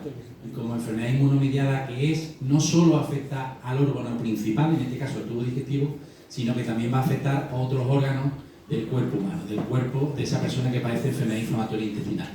Y de todas esas manifestaciones que podéis ver ahí, la más frecuente de todas, salvando la que hablaremos a continuación, que es la fatiga, salvando la fatiga, las manifestaciones articulares son las más frecuentes de todas y además bastante invalidantes en algunos casos. Y como decía antes, como es una enfermedad inmunomediada, las enfermedades inmunomediadas, como bien saben los alumnos de medicina, unas enfermedades se llaman a otras. Y aquí veis en esta tabla cómo un paciente con enfermedad inflamatoria intestinal hasta el 60% de los casos tiene otra manifestación extradigestiva y hasta un 20-25% de los pacientes tienen no solo una, sino dos manifestaciones extradigestivas. Y además otra cosa curiosa es que la enfermedad, la manifestación extradigestiva puede aparecer incluso antes de lo que aparece la enfermedad inflamatoria intestinal, hasta en un 25% de los casos, lo cual hace a veces complejo el diagnóstico de la enfermedad inflamatoria intestinal o incluso el tratamiento de la propia manifestación extradigestiva. Y encima, para complicarlo todavía un poco más, hay manifestaciones extradigestivas que tienen un curso paralelo a la propia enfermedad inflamatoria y otras que no. Y esto es importante porque si un paciente en un brote de su enfermedad inflamatoria intestinal no solo tiene diarrea y dolor abdominal, sino que tiene artritis, pues el propio tratamiento de la enfermedad inflamatoria intestinal controlará esas manifestaciones articulares. Pero lo que ocurre con cierta frecuencia es que el paciente puede tener, por ejemplo, una uveitis, y esa uveitis aparecer cuando el paciente está en fase quiescente, cuando su enfermedad inflamatoria intestinal está totalmente controlada. ¿Qué quiere decir eso? Pues que hay que poner otro tratamiento más añadido, normalmente otro inmunosupresor, para controlar esa uveitis, porque el tratamiento que tiene puesto el paciente para su enfermedad inflamatoria intestinal controla muy bien el tubo digestivo, pero no controla la inflamación que tiene ese paciente, por ejemplo, en el ojo. Hablando de manifestaciones articulares, básicamente dos: manifestaciones articulares periféricas y manifestaciones del esqueleto axial, digamos de columna y cadera. Las manifestaciones de las articulaciones son las más frecuentes y se dividen en tipo 1 y tipo 2. Muy fáciles para que lo recordéis. Las manifestaciones tipo 2 son las que no tienen un curso paralelo a la enfermedad inflamatoria y realmente son las más complejas de tratar y las que la mayoría de las ocasiones vosotros consultáis. Son poliarticulares, son las que están aquí abajo. Son poliarticulares y afectan a pequeñas articulaciones, muñeca, dedo, tobillo. Y las periféricas tipo 1 son las fasciarticulares. Normalmente el paciente se queja de dolor en una articulación, articulaciones grandes, como puede ser hombro o rodilla. Normalmente el paciente se queja de una o dos articulaciones. Y las migratorias suelen ser más las tipo 2. Un día, como decía José Luis, aparece con dolor en una mano, otro día aparece con dolor en el tobillo. Un mes está estupendamente y al mes siguiente tiene dolor en alguna articulación. Y las manifestaciones articulares también axiales, que os decía, básicamente espondilitis y sacroilitis, que son más difíciles de tratar y que requieren, esto sí, sobre todo seguimiento por parte del reumatólogo, porque estamos hablando en muchos casos de espondilitis, de sacroilitis, que requieren tratamiento biológico, no se van a controlar con fármacos antiinflamatorios. Yo quiero poner aquí un ejemplo. Un caso clásico, que por eso traíamos esta pregunta, ¿no? Un paciente de 36 años que tiene colitis ulcerosa, está totalmente asintomática desde el punto de vista digestivo, tiene una analítica rigurosamente normal, tiene unos marcadores de inflamación rigurosamente normales y tiene una calprotectina de 120, que es rigurosamente normal. Ya aprovecho, los niveles de calprotectina en una colitis ulcerosa se consideran normales hasta 150-200. En los límites de normalidad de la analítica, que muchos lo preguntáis, aparece 0 y 50. Eso no vale para la enfermedad inflamatoria. Una colitis ulcerosa de 0 a 150 a 200 y una enfermedad de Crohn hasta 250, incluso 300.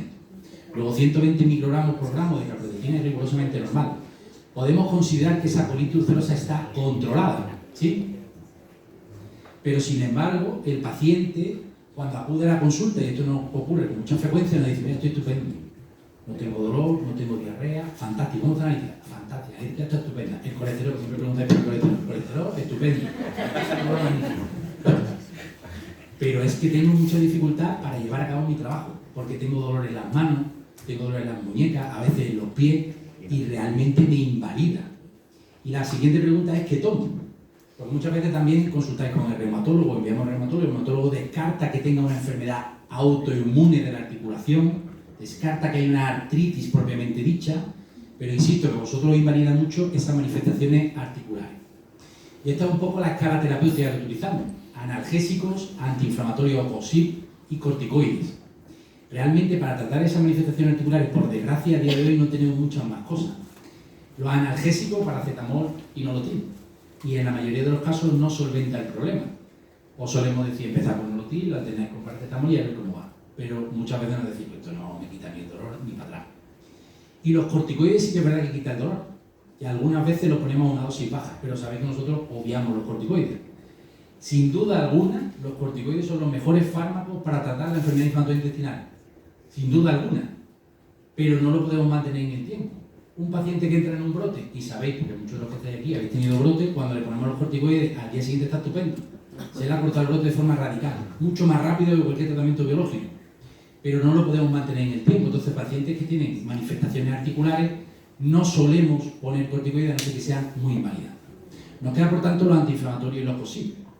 Y los antiinflamatorios, sabéis, están un poco como proscritos de la enfermedad inflamatoria intestinal. Y yo quiero desmitificar un poco el papel del antiinflamatorio y la enfermedad inflamatoria intestinal. Mirad, empezar por aquí, está mejor. Los antiinflamatorios actúan sobre una cosa que se llama ácido araquidónico y sobre dos enzimas, que se llaman COX-1 y COX-2. A grandes rasgos, deciros que cuando inhiben la COX-2, lo que hacen es controlar la inflamación. Por eso son tan buenos para quitar, por ejemplo, la cefalea o para quitar los dolores articulares. Pero también actúa sobre la COX-1. Y al inhibir la COX-1, inhibe distintas sustancias que están en el estómago y, por ejemplo, en el intestino. Y tienen un efecto sistémico, aquí lo veis, inhibiendo la COX-1. Básicamente inhiben la prostaglandina, que lo que hace es secretar moco, crear una capa protectora en la mucosa del intestino. Si nosotros bloqueamos esta enzima, estamos permitiendo que se erosione el intestino. Y además tiene un efecto local, porque hace un efecto directo sobre las células superficiales del intestino y aumenta la fragilidad de la mucosa. De tal forma que los antiinflamatorios, y está visto y probado, producen petequia, erosiones y úlceras en el intestino. No solo en el estómago, en el duodeno, sino también en el intestino delgado y en el colon. Y fijaros, produce lesiones como esta que están aquí. ¿Alguien de aquí es capaz de distinguir esto de una enfermedad de Crohn? Incluso los pacientes que estén acostumbrados a ver úlceras, a ver vuestra propia endoscopia, nadie es capaz de distinguir eso de una enfermedad inflamatoria intestinal. Y esas úlceras están producidas por un antiinflamatorio no esteroideo. Sin embargo, fijaros, no existe evidencia científica a día de hoy de que la toma crónica de antiinflamatorio no esteroideo sea un factor de riesgo para el desarrollo de enfermedad inflamatoria intestinal. No parece que exista una relación clara. Parece a lo mejor que existe una relación clara entre la toma a dosis altas y muy mantenida en el tiempo. Y tampoco existe una evidencia clara entre la aspirina y el desarrollo de enfermedad inflamatoria intestinal. Y la otra pregunta sería, tengo enfermedad inflamatoria intestinal, ya la he desarrollado. Si tomo antiinflamatorio, ¿tengo más posibilidad de tener un brote? Pues tampoco existe ningún estudio que nos conteste de forma contundente a esta pregunta. Existen artículos que relacionan la toma antiinflamatorio con brotes, sí, pero también existen otros que nos dicen lo contrario. Y probablemente esté en relación con la toma de dosis altas y mantenida en el tiempo. Por esto que acabamos de ver, porque acabamos bloqueando la COX-1 y por tanto producimos lesiones en el tubo digestivo. Luego, la toma de otros fármacos, como son los COSIPs, que no nos inhiban la COX-1, que solo nos inhiban la COX-2, podrían ser fármacos utilizables, eso es lo que se denominan COXIP, que son antiinflamatorios que se desarrollaron ya hace algunos años y que no inhiben este enzima, solo inhiben este, es decir, solo actúan sobre donde está la inflamación.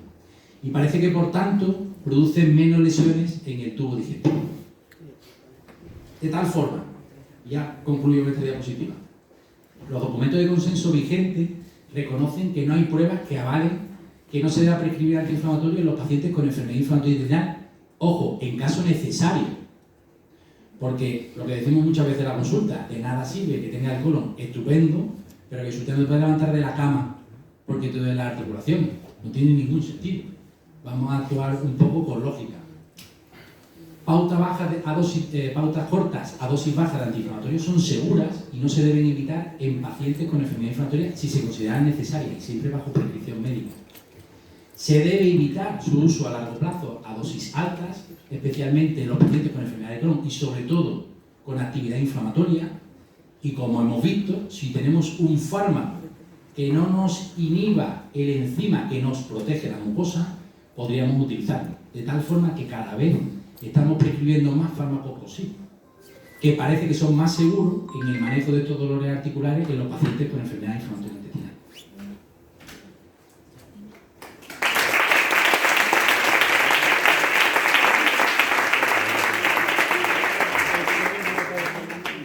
¿Qué hacemos cuando estamos cansados? Bueno, pues he preguntado antes sobre manifestaciones articulares. ¿Quién tiene enfermedad inflamatoria? Ojo, ¿quién tiene enfermedad inflamatoria? No que no haya dormido hoy. ¿Quién tiene enfermedad inflamatoria intestinal y se nota cansado? Un número muy importante de pacientes, porque esta es otra pregunta que nos hacéis mucho en la consulta. Y es otra manifestación extradigestiva. Y es una sensación tremenda. Porque si vemos la definición, es una sensación arrolladora de cansancio continuo, falta de energía, sentirse exhausto y de la que la persona no se recupera después de dormir o descansar. Es algo más que el cansancio común o usual que cualquiera podríamos tener si no hemos descansado bien o después de haber hecho una actividad física o mental muy intensa. Y esto es algo que aparece en todas las enfermedades inmunomediadas y que tiene un impacto brutal en la calidad de vida de los pacientes y a los que es verdad que los médicos no les solemos prestar atención, pero que cada vez más deberíamos prestar atención. Luego veréis por qué no le prestamos mucha atención. La fatiga, se denomina fatiga crónica en muchos casos, afecta a todas las áreas de la vida. La tarea física, las personas no tienen energía para realizar las actividades como conducir o hacer las tareas de la casa, afecta a la concentración y de memoria, gente joven con enfermedad inflamatoria intestinal que empiezan a flaquear en los estudios, actividades de ocio, relaciones de los pacientes con sus familiares porque rehuyen acudir a reuniones porque se sienten muy cansados, relaciones con los familiares, como he dicho, y en los trabajos y en los estudios, lógicamente, porque se ven afectadas por la fatiga. Y fijaros aquí esta gráfica que es brutal. Esta gráfica es la prevalencia de síntomas por la que consultáis al médico. Y fijaros que hasta en un 80% de los casos el motivo principal de consulta es la fatiga crónica. Os sentís cansados, agotados. Fijaros, por encima de... ¿dónde está? Por encima de dolor abdominal, por encima de diarrea, O sea que dejamos a un lado todos los síntomas digestivos y el síntoma fundamental en este estudio por el que consultáis es por fatiga crónica, por cansancio. Este es un estudio español en el que participamos nosotros, publicado recientemente, en el que la prevalencia desciende un poquito, a un 40%. Un 40% de los pacientes españoles manifestaban sentirse muy cansados. Y cuando se preguntaba a los pacientes qué otros factores se asociaban a ese cansancio, fijaros, ansiedad, depresión, manifestaciones extradigestivas y el uso de corticoides. Ahora hablaremos un poco de ello. Y como os decía, esto de la fatiga y del cansancio es algo muy común en muchas enfermedades, que a los médicos en líneas generales nos agobia y nos preocupa porque no tenemos una respuesta para dar. Fijaros cómo en la primera columna es enfermo diabético, celíaco, artritis reumatoide, que es igualmente una enfermedad inmunomediada con un impacto muy importante en la calidad de vida. Tienen tasas similares de prevalencia de cansancio y de fatiga crónica, en torno al 40%. Muy similares a las que podéis tener vosotros con enfermedad inflamatoria intestinal. Y la pregunta del millón, ¿por qué estoy cansado? ¿Por qué me encuentro tan cansado? Pues eso es uno de los problemas por los que quizás rehuimos un poco el tema de la fatiga a la hora de abordarlo en la consulta, porque no tenemos una respuesta. Obviamente, si el paciente está con un brote de la enfermedad, se va a sentir cansado. Si se despierta por la noche para ir 4 o 5 veces al cuarto de baño, obviamente ese paciente está cansado, nadie lo discute. Los medicamentos. Hay fármacos que es verdad que pueden inducir cierto cansancio. Por ejemplo, cuando administráis un tratamiento biológico, muchas veces la unidad de día, al día siguiente manifestáis que estáis un poco cansados y que el siguiente día, los 2 días siguientes, pues tenéis que un poco no realizar las actividades físicas que realizáis habitualmente. Por ejemplo, anemia, que es obvio, ¿no? Si un paciente tiene anemia, una de las manifestaciones más típicas de la anemia es sentirse agotado, sentirse cansado, que va lógicamente en relación con el rango de anemia que tenga el paciente. La desnutrición. Por eso cada vez es más importante conservar los hábitos nutricionales saludables y solicitar parámetros nutricionales en nuestros pacientes con enfermedad inflamatoria intestinal. Y por último, las alteraciones psicológicas, que parece una tontería, pero sí que es verdad que muchos pacientes con ansiedad o incluso con algún tinte depresivo tienen esas manifestaciones de fatiga crónica o de cansancio precisamente por esa situación psicológica. De tal forma que estas son las causas que lo producen, pero también a nosotros como los facultativos tendríamos que investigarlas cuando un paciente nos dice que tiene fatiga crónica, porque tendremos que hacer una analítica para ver si tiene anemia, tendremos que buscar signos de desnutrición en la analítica, tendremos que buscar si hay algún medicamento que esté produciendo ese cansancio y tendremos que investigar si detrás de esa fatiga, por ejemplo, puede haber una depresión. Pero fijaros, en esta gráfica se demuestra un poco que hay pacientes que aunque todo esté absolutamente controlado, que aunque su enfermedad esté perfectamente controlada, siguen teniendo cansancio. Mirad, en esta tabla aparecen los datos analíticos de los pacientes con fatiga y aquí los pacientes sin fatiga. Hemoglobina, que es lo que nos mide la anemia, rigurosamente normal, igual que un paciente sin fatiga. La ferritina, el hierro, igual o incluso mayor que un paciente sin fatiga. Vitamina B12, igual o incluso mayor que un paciente sin fatiga. Ácido fólico, vitamina D, albúmina o la hormona tiroidea. Curioso. Joder. ¿Y de dónde puñeta viene ese cansancio? Pues es que no tenemos una respuesta. Pero es cierto que la mayoría de las enfermedades inmunomediadas tienen como uno de los síntomas principales ese cansancio y esa astenia continua que muchas veces impide que el paciente tenga una calidad de vida plena. ¿Cómo lo solucionamos? Pues como ocurre siempre en medicina, cuando no sabemos por qué se produce algo, las propuestas de tratamiento la verdad es que se reducen mucho. No hay una respuesta clara. Claro, el paciente no puede hacer ejercicio físico porque está muy cansado, pero una de las recomendaciones cuando revisamos la literatura científica es que el paciente intente hacer ejercicio físico. Nutrición adecuada, obviamente, es fundamental que los parámetros nutricionales siempre se mantengan en el rango de normalidad. Y por último, antidepresivo. Ejercicio físico, pues en muchas recomendaciones lo que se haga, se recomienda que no se haga un ejercicio físico muy violento, por ejemplo yoga, o simplemente salir a caminar. Porque parece, fijaros, que el uso de corticoides crónicos sí que puede inducir fatiga crónica. Aunque ese paciente en un momento determinado no esté tomando corticoides, los corticoides han podido hacer una destrucción en el hueso que conlleve a una fatiga crónica en ese paciente. Luego hay que reestimular ese miocito para que el músculo comience a funcionar de forma correcta. Nutrición adecuada, ya ha sido comentado anteriormente y no voy a insistir mucho en ello. Siempre tratar de hacer una dieta mediterránea, que es lo que preguntáis normalmente. Y fijaros, cuando preguntáis nutrición, es cierto que a todos los que en algún momento dado nos ha dolido la barriga, siempre pensamos que es por algún alimento que hemos tomado. Esto ocurre siempre. Pero cuando nuestra enfermedad está en el tubo digestivo, no debemos pensar que la causa de nuestra enfermedad o del brote está en un alimento. A nosotros nos duele la barriga porque tenemos enfermedad inflamatoria intestinal. Y cuando controlemos la inflamación de esa enfermedad inflamatoria intestinal, probablemente podremos comer más y mejor. Luego el problema no está en el alimento, sobre todo en un brote. No dejemos de comer en un brote. Por mucho que dejemos de comer, lo que hay que controlar es la inflamación. Y eso es a base de medicamentos. ¿De acuerdo? No nos agobiemos con la nutrición e insisto que tiene que ser lo más variada posible. Y por último, los antidepresivos. Porque es cierto que en muchos pacientes con fatiga crónica, factores relacionados con esa fatiga crónica, los factores psicológicos, ya lo hemos comentado, ansiedad y depresión, y muchos de esos pacientes que manifiestan esa astenia, cuando se les pone tratamiento suavito, antidepresivo ansiolítico, mejoran mucho de esa astenia crónica. Y ya, es todo.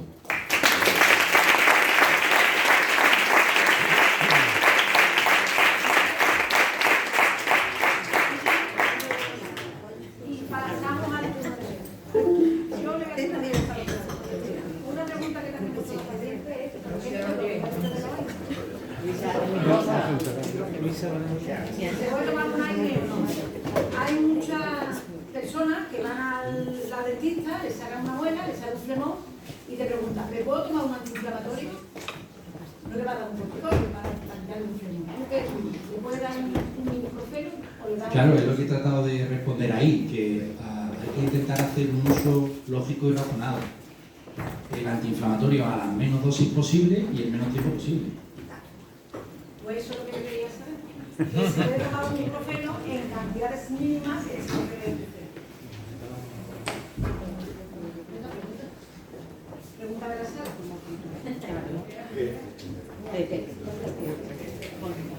Levántate y haz la pregunta. Yo creo que se oye. Federico, yo creo que, no sé si tiene usted o tú el informe mío médico, pero parece que había estado hablando de mí. O sea, lo tengo todo, exceptuando una cosa que cuando me pongo el biológico, cuando no estoy un día después regularcín, pero al día siguiente me pongo más activo. Es verdad que tomo antidepresivos, que tomo todo, o sea, lo que he hablado, todo, es verdad, todo. Pero en este tema, cuando me pongo el biológico, al día siguiente estoy un poquito, no, pero al día siguiente después ya estoy un poquito más activo y mejor. Y es verdad que llevo un tiempo haciendo ejercicio, andando y me encuentro mucho mejor. O sea, esa es mi pregunta y creía que había cogido mi historial.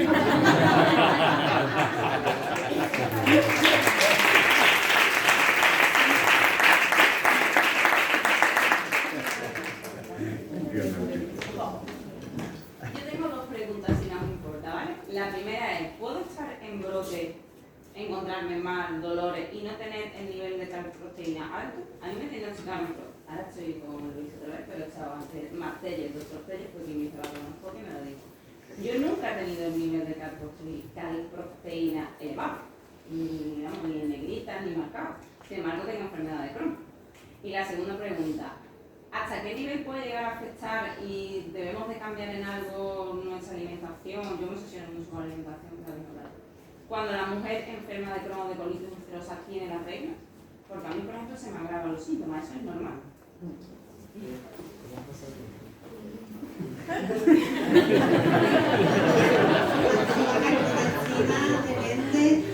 Depende de la afectación en el Crohn. Por ejemplo, hay veces que hay afectación solo ileal que no te eleva la calprotectina. Entonces, bueno, hombre, nos sirve mucho de los casos, pero hay casos excepcionales en los que no se elevan. Y al revés, hay muchos casos que está elevada la calprotectina y no es por un brote, es por otros motivos, infecciones, toma de otros medicamentos que también nos desorientan, pero que no es siempre el único marcador, por eso necesitamos encontrar más marcadores que nos orienten al manejo de la enfermedad. Y respecto a la nutrición